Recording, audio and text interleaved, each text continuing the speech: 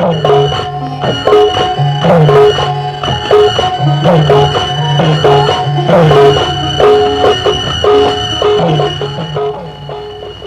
full-fledged parliamentary system of government with a modern institutional framework was established in the country with the coming into force of the Republic Constitution in 1950. Yet, democratic traditions and institutions were not unknown to India even earlier. Dating back to the Vedic period, circa 3000 to 1000 BC, popular assemblies and elected monarchs had been in vogue in the country. And for nearly 16 centuries, circa 1000 BC to 600 AD, a republican form of government flourished in many parts of the country. Mahatma Gandhi was an inspiration behind the People's Parliament. In his words, under democracy, individual liberty of opinion and action is jealously guarded. Long years ago, we made a tryst with destiny, and now the time comes when we shall redeem our pledge. At the stroke of the midnight hour, when the world sleeps, India will awake to life and freedom.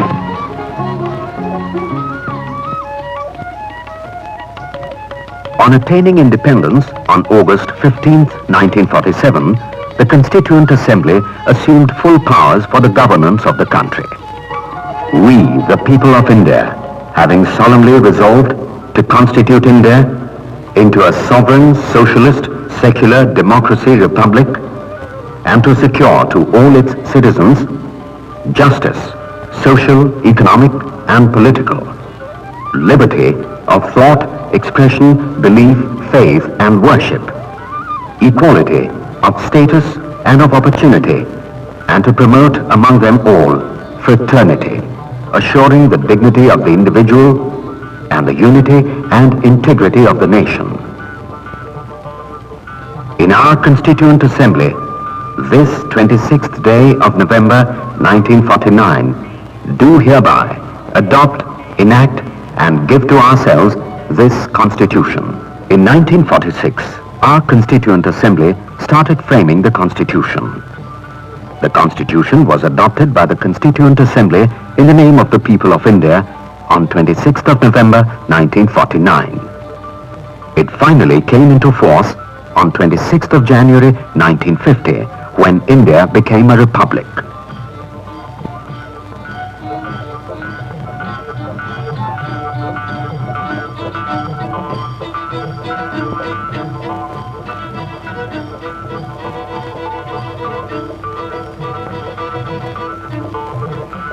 Dr. B.R. Ambedkar, the great social reformer, eminent lawyer and political leader, was the chairman of the drafting committee of the Constitution.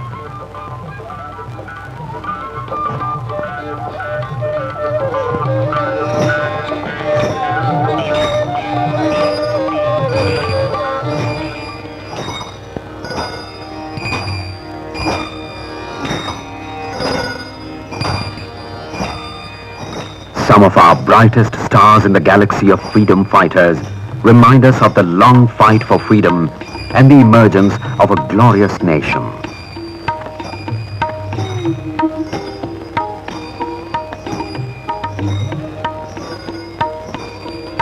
Rajaji declared on 26 January 1950 that India, that is Bharat, shall be a sovereign democratic republic and the Union and its constituents shall exercise all powers and sanctions of government and administration within the provisions of the Constitution. The Constituent Assembly of India was transformed as the first Parliament of Free India, which continued until the first general elections held in 1952. The first elected President of India was Dr. Rajendra Prasad, who has also presided over the Constituent Assembly.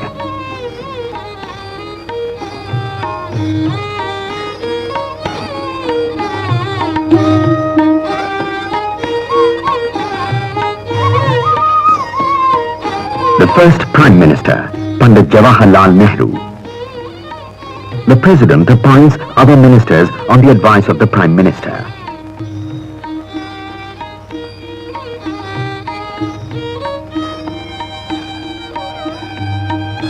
The other presidents were Dr. S. Radhakrishnan, Dr. Zakir Hussain, V.V. Giri, Fakhruddin Ali Ahmad, and Dr. Neelam Sanjeeva Reddy. A presidential candidate can be any Indian citizen of not less than 35 years of age and eligible for election as a member of the Lok Sabha. Gyani Zail Singh was elected as the president in 1982. The Constitution gives the president all executive powers, including the supreme command of the armed forces. He is the constitutional head of the country and represents the nation. A fond farewell to an ex-president. The Rajya Sabha is a permanent body. It consists of representatives from the states. The elected members of state assemblies, MLAs, elect members of the Rajya Sabha in accordance with the system of proportional representation. 1/3 of the members retire every second year. The minimum age for membership is 30 years. The tenure of every member is 6 years.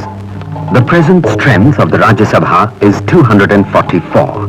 Out of these, 12 are nominated by the President for their special knowledge or practical experience in literature, science, art and social service. The Rajya Sabha plays an important role in making laws for the country. The Vice President, elected by the members of both Houses of Parliament for 5 years, is the ex officio chairman of the Rajya Sabha. In the absence of the chairman, the deputy chairman presides over the sittings of Rajya Sabha. R. Venkataraman, the Vice President. During the absence of the President, the Vice President discharges his functions until the President resumes his duties. Vice President Dr. S. Radhakrishnan, followed by Dr. Zakir Hussain, V.V. Giri, G. S. Pathak, B.D. Jatti, and M. Hidayatullah.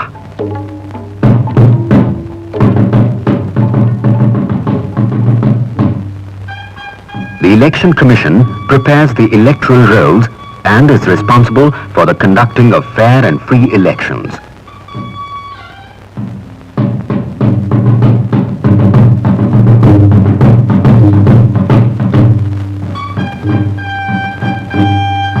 During the short span of about 3 decades, India has held several general elections in a free and peaceful manner involving hundreds of millions of people. This experiment with the electorate, perhaps the largest in any democracy, proves beyond doubt the political maturity and robust sense of responsibility of the people of India. It also proves the confidence and faith of the democratic processes and the representative institutions in our country. Members of the Lok Sabha are directly elected by the people. The voting is on the basis of adult suffrage by those who have reached 21 years of age.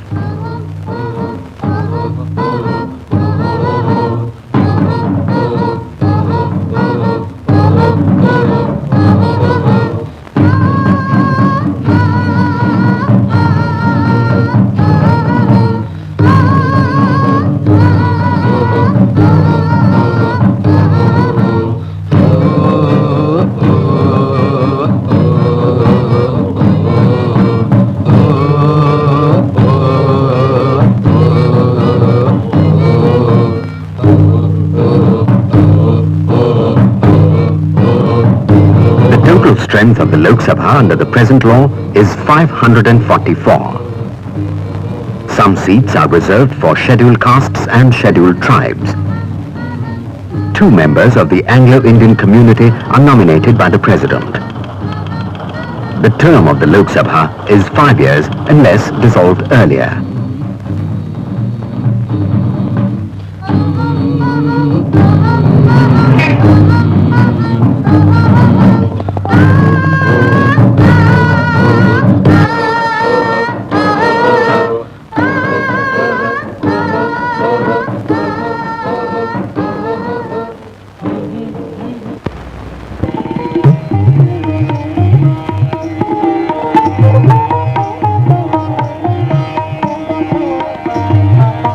After the election, it is time for the majority party to elect its leader.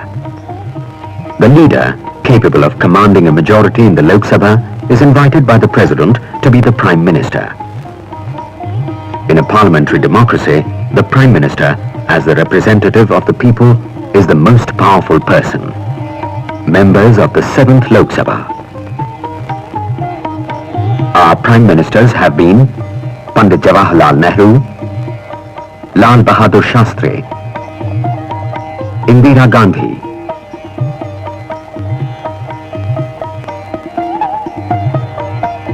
Morarji Desai, Charan Singh, Indira Gandhi, and now Rajiv Gandhi. The members of the 8th Lok Sabha, constituted on 31st of December 1984, elected Shri Rajiv Gandhi as their leader.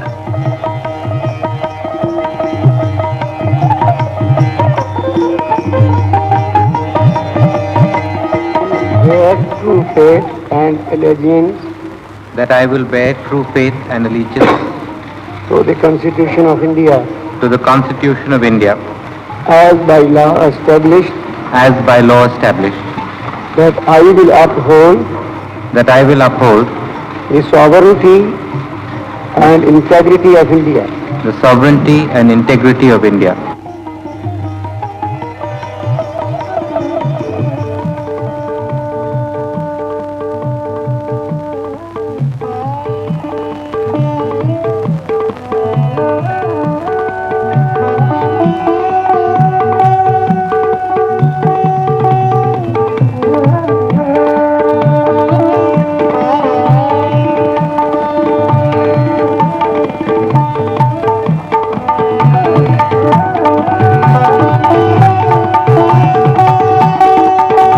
Parliament is getting prepared for its winter session.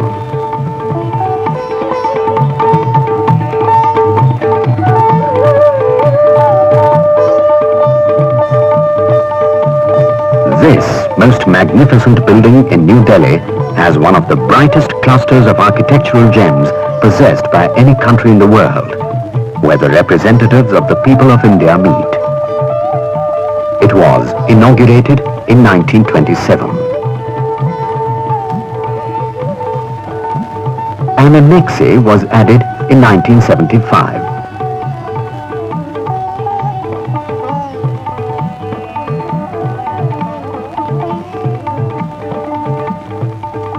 Open the door to thy people, and let us see thee for the obtaining of sovereignty. This reminds one of the sovereignty of the nation, of which Parliament is the visible symbol. Each year, Parliament has usually 3 sessions: budget session, monsoon session and winter session. But the Rajya Sabha has a break of about a month during budget session, when the Lok Sabha discusses and votes demands for grants of various ministries. Most of our states have distinct linguistic, cultural and racial identities of their own. This is why our country is said to represent unity in diversity.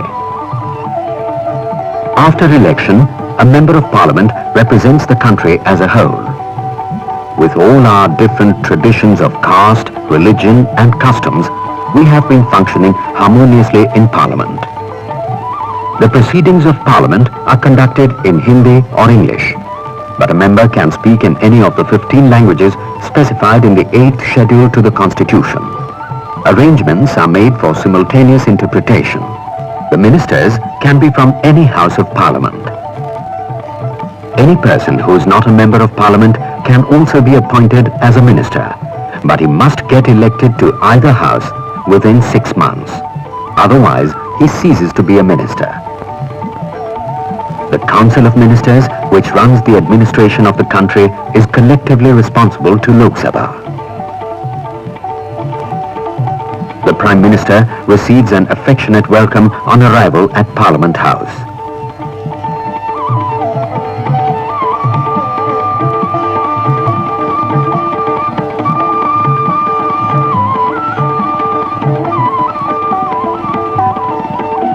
And so, into the corridors of Parliament House. Everywhere, a reminder of great lives dedicated towards achieving a free India, a truly democratic country, where the message of peace must be followed relentlessly.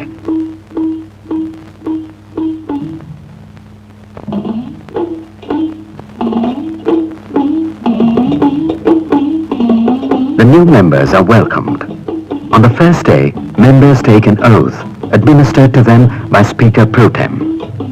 By convention, the senior-most member of Lok Sabha is appointed Speaker Pro Tem by the President. Next day, the Speaker is elected. Dr. Balram Jakhar, Speaker of the 8th Lok Sabha, meets the press. The highest tradition of impartiality and fairness established by the first Speaker, G.V. Mavlankar, have been jealously preserved and further strengthened by his illustrious successors. G.V. Mavlankar, M. Anantashayanam Iyengar, Hukum Singh, N. Sanjeev Reddy, G.S. Dhillon, Baliram Bhagat, A.S. Hegde. India has had a long democratic heritage. Parliamentary system, which we gave to ourselves after attaining independence, has survived many vicissitudes. Our democratic process has shown both resilience and ingenuity in tackling the manifold challenges of building up a new society in keeping with our national ethos. India's impressive record of political stability and the achievements in socio-economic spheres bear eloquent testimony to the acceptance of the parliamentary system as a way of life by our people. This is so only because the system itself derives its authority from the Constitution, but more important, it continues to echo the urges and aspirations of the masses in this country. Each House of Parliament has a Secretary General who is a permanent officer of the House. Secretary General Lok Sabha, Secretary General Rajya Sabha.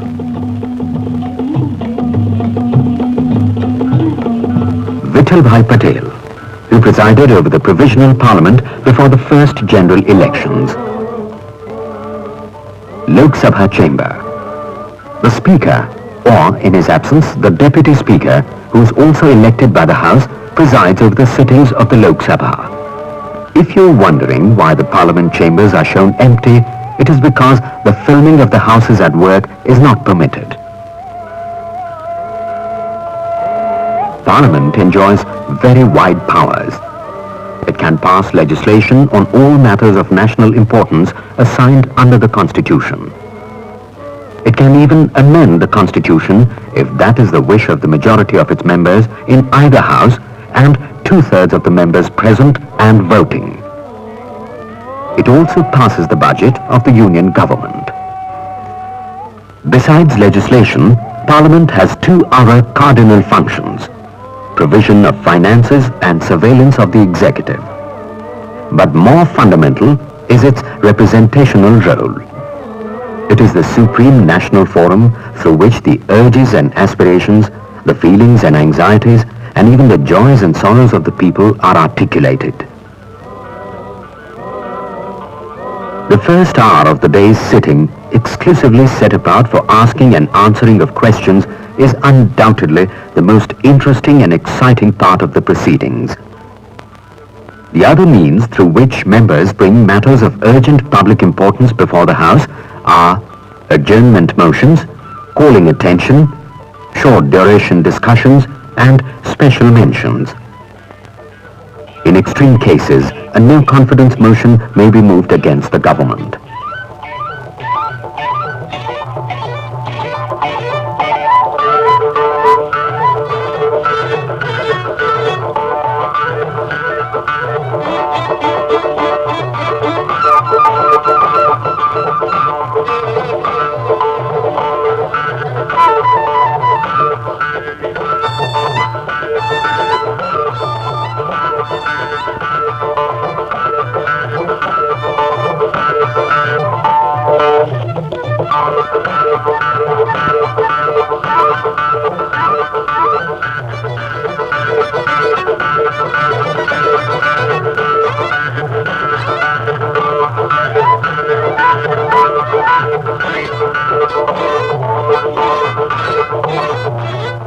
case of a deadlock between the two houses over the provisions of a bill, the President can summon a joint sitting of the two houses for consideration of the bill.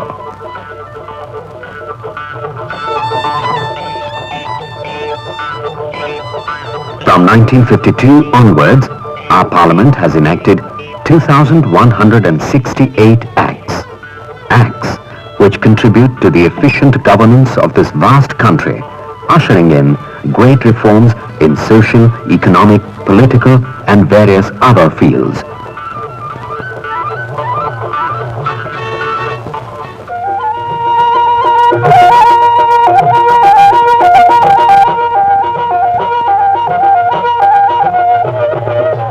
As the work done by Parliament is varied and the time at its disposal is limited, a good deal of its business is transacted in the committees.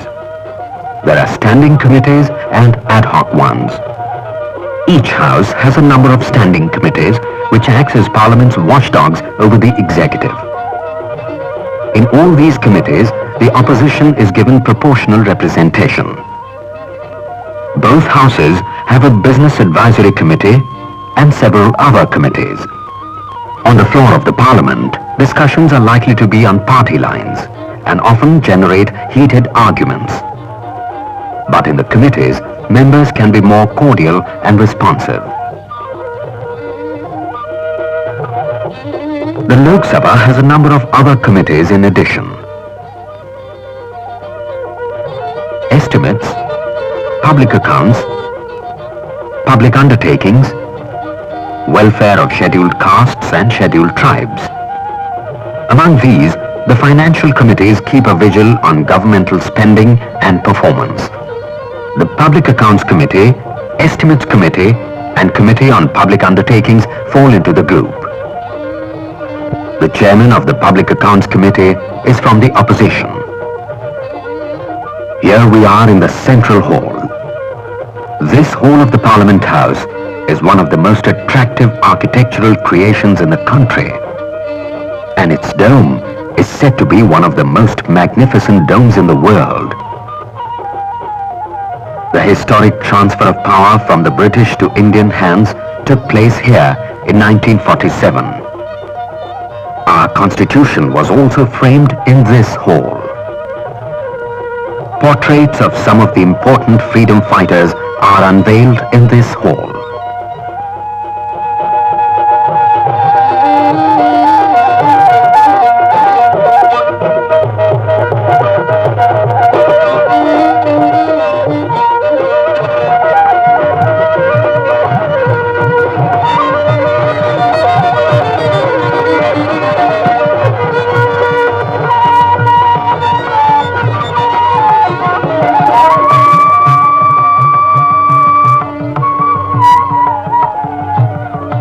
On some special occasions, this hall becomes the venue of important, memorable parliamentary activities.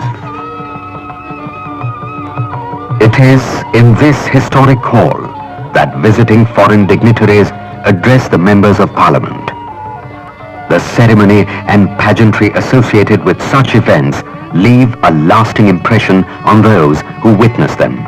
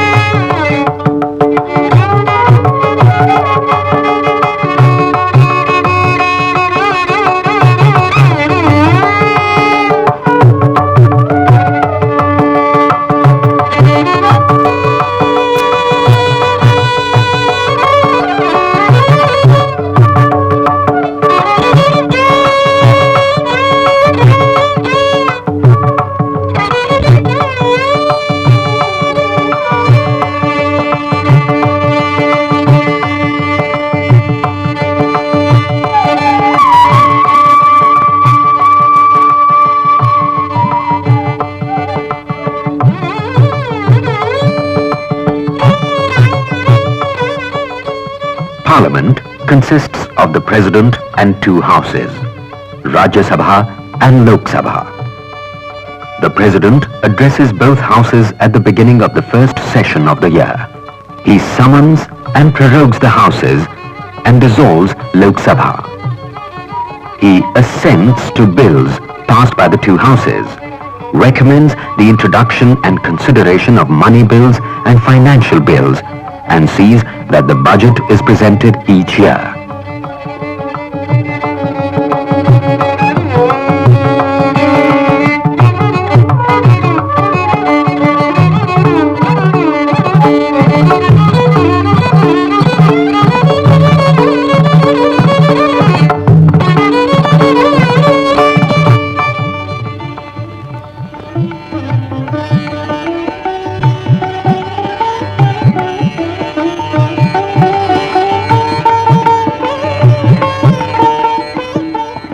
The two most exciting days of the year for the members and the public are when the railway and finance ministers present the annual budgets to Parliament.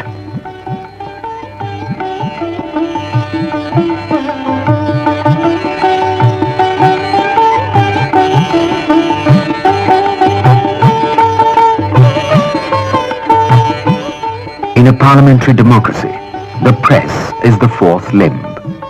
It acts as a channel of communication between the people and the Parliament. Through the press, people know what their representatives do for them in Parliament.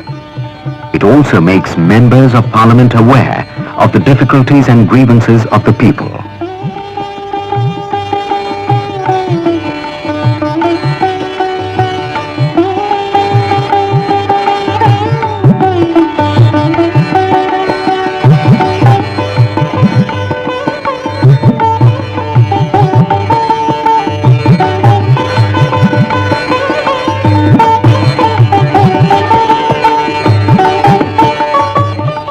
Democratic institutions have wholeheartedly devoted themselves to the task of national reconstruction.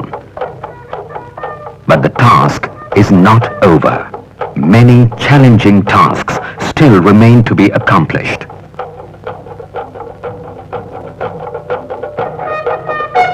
Republic Day is the birthday of the Indian Republic. It is a day for rejoicing of faith in the ideals entrusted in Constitution, in the unique diversity of the people of India and their peaceful coexistence, pledging for making the country stronger and more united day by day.